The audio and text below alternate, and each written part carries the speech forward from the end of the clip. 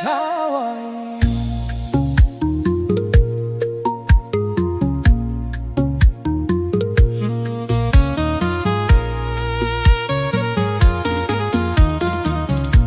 ቤተሰቤን ልርዳ ኑሮዬን ልቀይር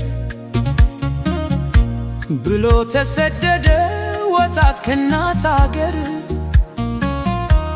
እህቴ በሰው ቤት ወገቧን ሊሰበር ወንድሜ በበረሃው ጉልበቱ ሲደፈር ሲመሽ ሲነጋ ሲደክሙ ሲለፉ ለራሳቸው ሳይሆን ለሰው ተረፉ። ዋይ አይ ስደት ዋይ ስደት ይሄ ምን ይባላል? ወጣትነትን ቆርጥሞ ይበላል። ቤተሰቦቿን አፍቀዋት መሄጃው ጠፍቶባት ሀገሯን አስባ መድረሻው ርቆባት አይዞ ባያታ በሰው ሀገር ሁሉ ባዳ ኑሮ ሆነባት የናፍቆት ዕዳ።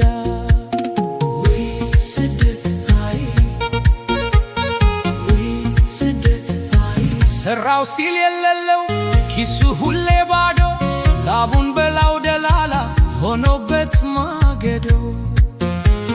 ስራ አስገባሃለው በሚል ውሸት ጥሪቱን በላበት ሳይኖረው እዝነት እሱ እዛ ከሰው ተበድሮ በሰው ፊት ሲዋረድ ያመጣው ደላላ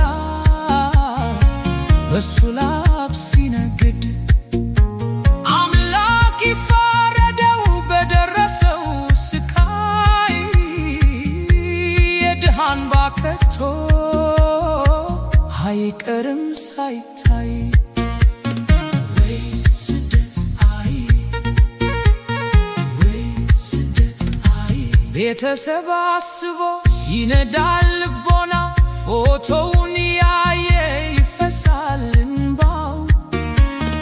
አይዞሽ እናቴ ደህና ነኝ ይላታል የውስጡን ስቃይ ግን ማን ያውቅለታል? ለራሱ ሳይገዛ ለቤቱ ሲልከው የበረሃው ፀሐይ ሰውነቱን ሲያከው የሰራ የሌለው ተስፋው የራቀ በሰው ሀገር ኑሮ እድሜው አለቀ።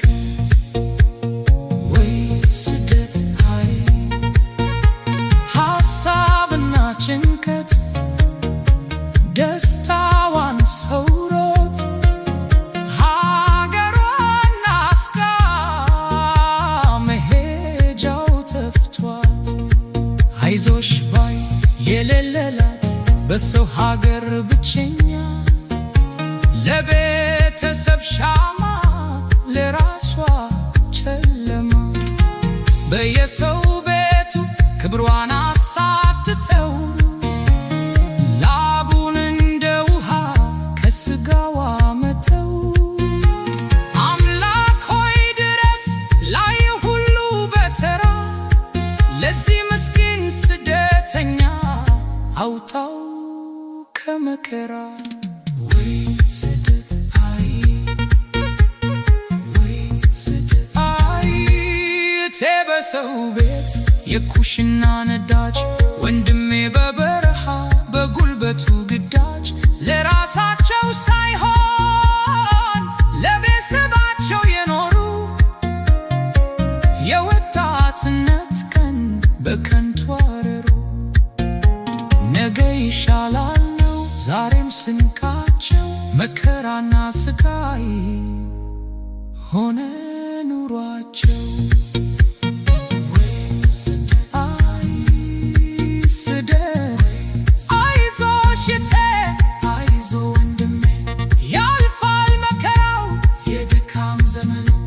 ልጆችሽን አቅፈሽ በቤትሽ ስትስቂ ያኔ ይረሳል ያለፈው ታሪክ ይሆናል።